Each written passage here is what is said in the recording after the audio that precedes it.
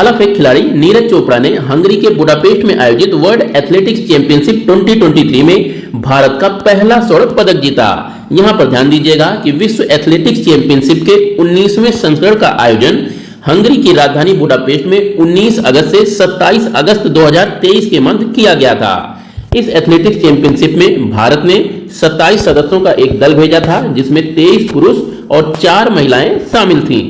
बात कर लेते हैं विश्व एथलेटिक्स चैंपियनशिप 2023 के आयोजक देश हंगरी के बारे में। तो हंगरी एक स्थलबद्ध देश है, जिसकी सीमाएं Slovakia, Ukraine, Romania, Serbia, Croatia, Slovenia और ऑस्ट्रिया के साथ लगती हैं। यहाँ की सबसे प्रमुख नदी डेन्यूब नदी है। डेन्यूब नदी हंगरी के लगभग बीचों बीच से प्रवाहित होता है और इसे 2 भागों में विभाजित करता है। पूर्व में अवस्थित क्षेत्र को पूर्वी हंगरी के नाम से जाना जाता है, जबकि पश्चिम में अवस्थित क्षेत्र को ट्रांस डेनुबिया के नाम से जाना जाता है। ये पूरा का पूरा पूरब का क्षेत्र विस्तृत घास का मैदान है। इन घास के मैदानों को पुस्टाज घास के मैदान के नाम से जाना जाता है।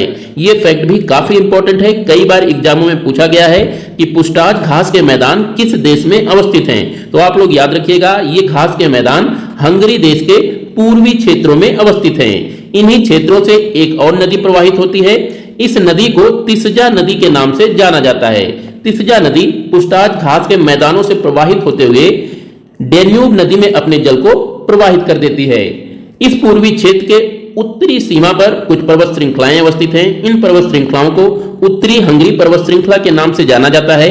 यहीं पर ही माउंट कीकिस अवस्थित है। यह पर्वत चोटी हंगरी की सबसे ऊंची पर्वत चोटी है। बात कर लेते हैं हंगरी के पश्चिमी क्षेत्रों की। तो पश्चिमी क्षेत्रों को ट्रांस डेनुबिया के नाम से जाना जाता है। इस क्षेत्र में भी कई पर्वत श्रृंखलाएं अवस्थित हैं। इन पर्वत श्रृंखलाओं में बेकोनी पर्वत श्रृंखला आपको याद रखना है। यहीं से ही आपको याद रखना है कि रचका भेड़ की प्रजाति हंगरी में पाई जाती है और ये पुस्टाज के घास के मैदानों में अधिकांशतः इसका पालन किया जाता है। हंगरी के पश्चिम में ही ट्रांस डेनुबिया क्षेत्र में एक झील अवस्थित है। इस झील का नाम है लेक बलाटन।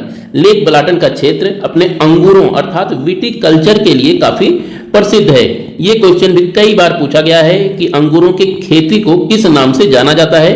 तो आप लोग विटिकल्चर याद रखिएगा, अंगूरों की खेती को विटिकल्चर कहा जाता है। श्रीलंका के कैंडी में पवित्र दंत अवशेष मंदिर में 10 दिन तक चलने वाले वार्षिक कैंडी एसला पेराहारा का उद्घाटन किया गया।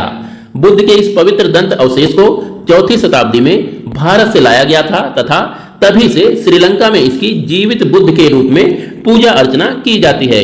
पेराहारा की अगर बात करें तो इसकी अवधारणा सम्राट अशोक के काल में लोकप्रिय हुई थी। यहाँ से आपको पेराहारा जरूर याद रखना है। ये कहीं भी किसी भी एग्जाम में पूछा जा सकता है कि पेराहारा की अवधारणा किस शासक के काल में लोकप्रिय हुई थी। तो आपका उत्तर हो जाएगा अशोक। बात कर लेते हैं श्रीलंका की। तो श्रीलंका दक्षिण एशिया में अवस्थित एक द्वीपीय देश है। यह द्वीपीय देश भारत से पाक जल संधि के द्वारा अलग होता है।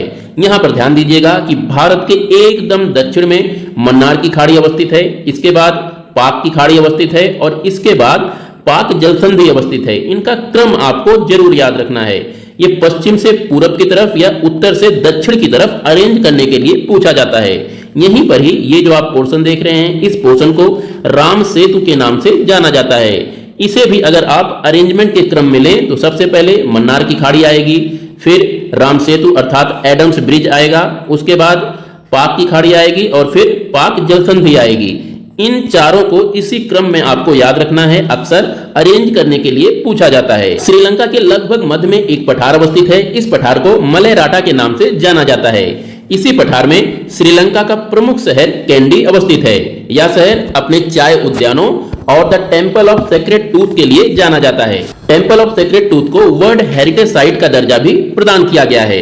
यहाँ पर ध्यान दीजिएगा, मलेराटा पठार से बहुत सारी नदियां चारों दिशाओं में प्रवाहित होती हैं। इनमें सबसे प्रमुख नदी है महावेली गंगा नदी।